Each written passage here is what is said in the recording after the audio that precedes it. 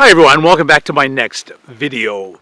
It's Saturday right now, must be the 20th, and tomorrow's Sunday the 21st. Tomorrow is the official end of the Rubber Tramp Rendezvous. I thought I would just throw up a real quick video. This will be another, I won't edit video. There's the potential for a really pretty sunset. You just never know. The clouds over there are looking pretty good, like they could really be special, but we'll find out. And I don't have anything great and profound to say for you today. I've kind of great and profound things out over the course of the Rubber Tramp Rendezvous, the RTR. And I gotta say, by far, this was the best of them all. This was the 8th.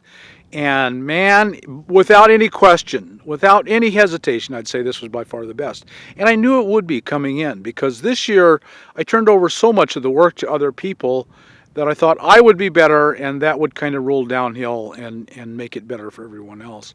I believe all the past ones have been very good, no question about it, but I think this was by far the best. We had a super large group of people, between 3,000 and 4,000 by official count, and for that number of people, the problems were minor. I mean, we had a few people with run-ins with generators, and we had some run-ins with dogs, and we had a group that couldn't control themselves and played their music too loud, too late. But overall, it was just phenomenal.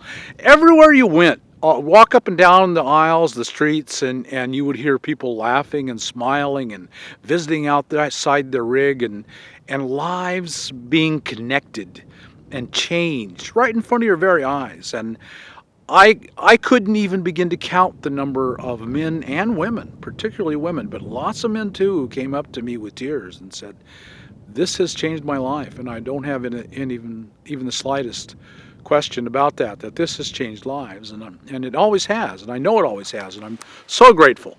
I'm so grateful that I have played some tiny role in improving of people's lives in some way, and it means so much to me I can't begin to say. So today was the official beginning of the big tent, and the big tent is the Quartzsite RV show, and it runs for I believe it runs either 7 or 8 days.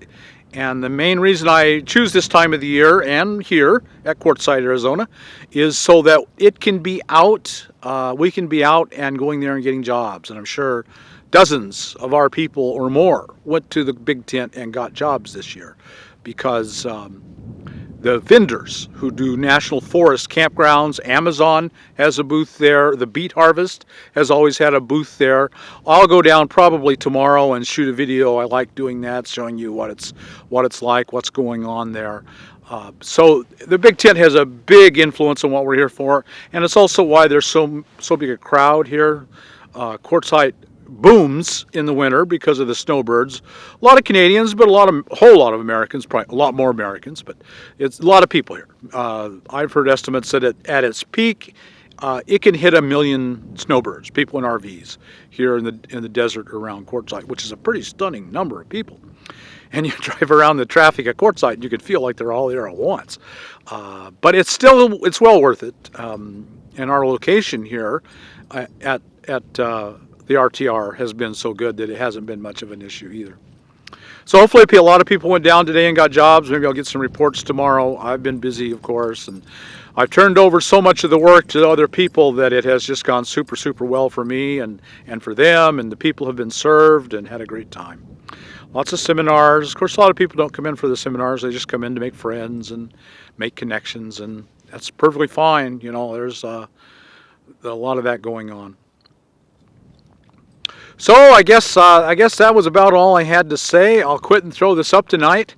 I might have started too early to get much of a sunset. It's getting a little pinkish back there, isn't it? And the problem here, one of the biggest problems I'm personally having here, is that because I tell everyone to buy Verizon, that everyone is here and has Verizon, and they're all locked onto the towers at the exact same time, and my goodness, it'll slow down to a crawl. So I'm hoping to get this video loaded up tonight. Is that sunset going to work? Seems like it's getting pinkish.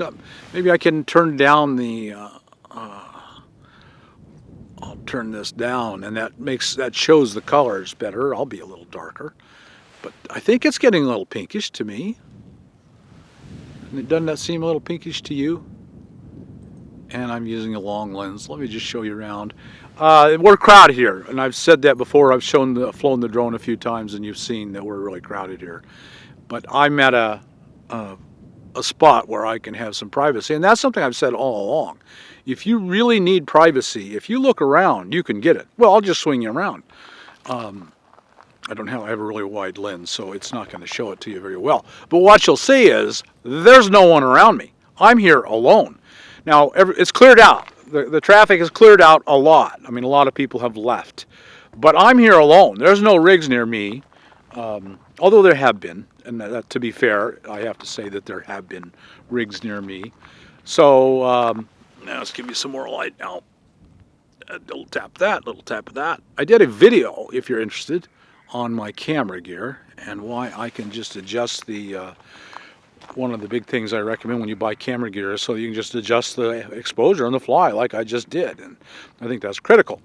So I'll just show you around. There's my van, the only van you've seen so far, the only rig you've seen. Now there's there are a couple of rigs out here that I can see, but they are so they're so far away that on a wide angle like this, they're just dots. You can't even see them there. But there are people around me. But they're just so far away I can't see them. And I don't mind people far enough away that I can't see them. I just don't like people looking in my windows and seeing me all the time. I get tired of that. Nice beautiful wash here. See, this is really pretty country. And this is a wide angle, so you're not getting any real view of it. But this is very pretty country as far as I'm concerned. I think I've always thought Quartzsite was one of the prettiest places around. Okay, well, I'm running out of things to blither on about, which is such a rare event that we should record this. Lots of plans going on now for next year. I mentioned the mentoring program, and that will certainly happen. And I think we're thinking in terms of an app, hopefully free app, but it won't. If there is a charge, it will be very, very little. I like to give things away for free if I possibly can. And the app will simply say, I don't know what it'll look like. We'll have to get a pro to design it. It will just simply say mentors, and if you want to be a mentor, you sign up there, and mentorees, whatever the word would be, will sign up there, and it will say, you'll put in your location, Toledo, Ohio, and you need a mechanic. You need to take a van to someone and get it looked at. So you'll find John Smith at 123 Elm Street, Toledo, Ohio, and he will go with you to look at a van. And then once you get your van and you need to build a bed, you'll find Jane Jones at 1243 Elm Street, Main Street, whatever. And then you will go to her, and you two will build your van together. And then once you get on the road, a mentor for on the road. That's the idea. Just a basic list of people and places and skills, and that isn't hard to do. I mean, that is within our reason. The big issues, and I'm not a lawyer, and I think we'd almost certainly have to bring a lawyer in to make this happen.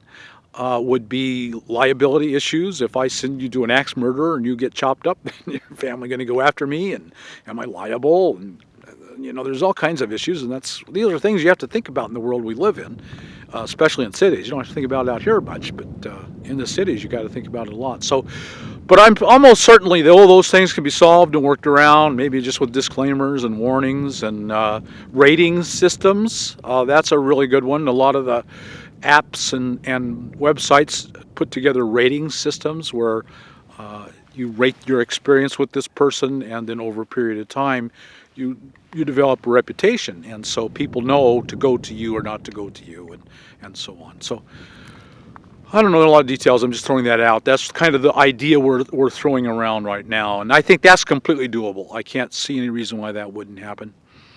The charity is another matter. It's dealing with bureaucracy and liability issues, and to hire an accountant, we'll have to hire the lawyers.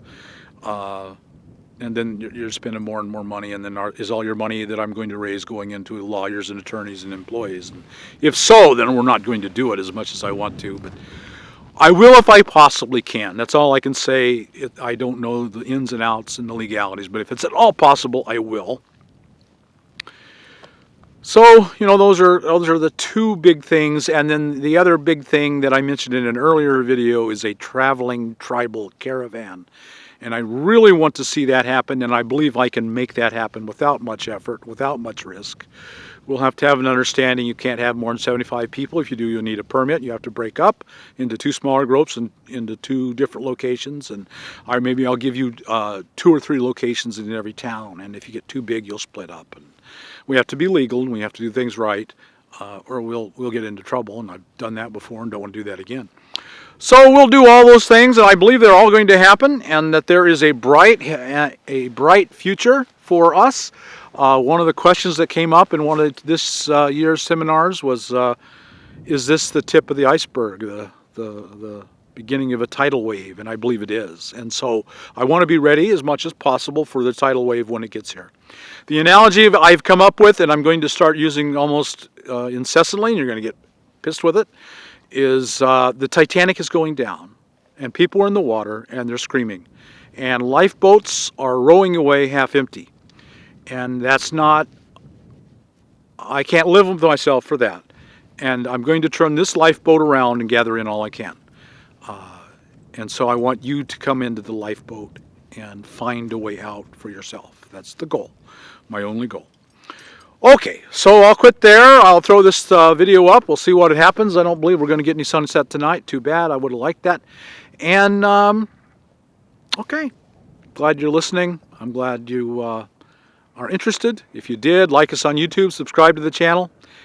And what will we do? We'll talk to you later. Turn you off.